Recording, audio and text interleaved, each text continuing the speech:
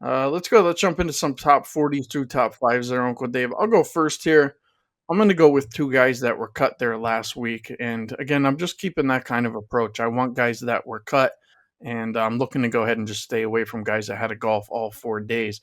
One of those guys was Justin Thomas. So I'm going to go ahead. I'm going to play him top 20 at plus 105. JT, very good here at the Travelers. Like I said, off of a cut there last week. His last two finishes here are very good, T5, T9. Also had a T3 here back in 2016. So, he can do well here. He's proved that. And I think he'll be one of the guys that, will be a little bit salty coming off of that cut, pissed off, but probably a little relieved that he gets to go ahead and see a new course. So it's top 20 JT at plus 105. And then kind of like in the same breath there, I'm going with Tommy Fleetwood again here at top 20 plus 110. Same thing I said about JT being salty, being cut, whatever the case might be. But he hasn't necessarily been as strong here as Justin Thomas, but he does have two top 15 finishes here in his four total starts. Fleetwood doing really well, prior to last week, 7 top 20s in his last 11 events. So I think Fleetwood could bounce back here rather strong. I think he will. Like I said, some of these other favorites that are in this field there this week all ended up having to golf all 4 days. And I really think, that Oakmont just chewed these guys up, spit them out, are going to end up struggling somewhat in some type of fashion. So those are the two guys I'm going with there, Uncle Dave. Both of them top 20s. Justin Thomas, Tommy Fleetwood. That's what I got. What are you looking at? Yeah, I only got 4 this week, Sleepy. So you'll have less to edit, I guess maybe.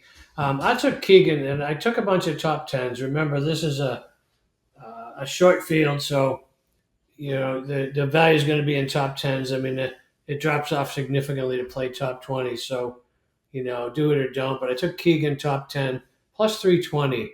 And as I said, remember, this is a smaller field. And so only asking him to finish in roughly the top 14%. He cost me last week, but the list of those that didn't cost me last week is not a short list. So for anyone with a short memory, he has won this tournament before.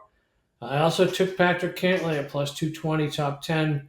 As much as he has underperformed lately, which has not helped my bankroll, he's been in the top 5 here the last 2 years.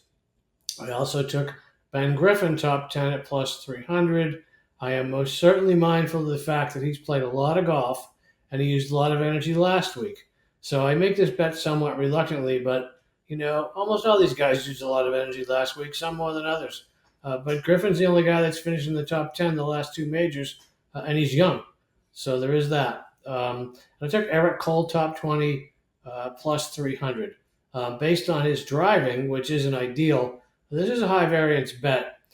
He's far from long off the tee, but this course is only about 6,800 yards, so he doesn't need to be long.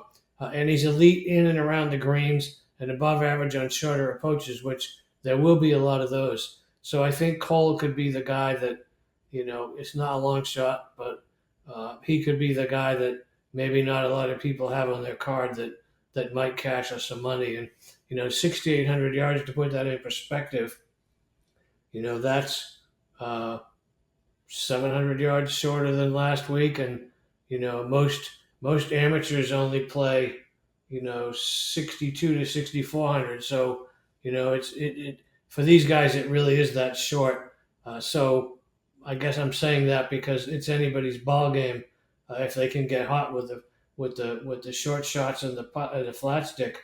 But also length is probably not going to be overly helpful here, which is why I didn't use a lot of the bombers like Minwoo Lee and whoever else hits the ball a very long way. I don't think that's going to help him a lot here.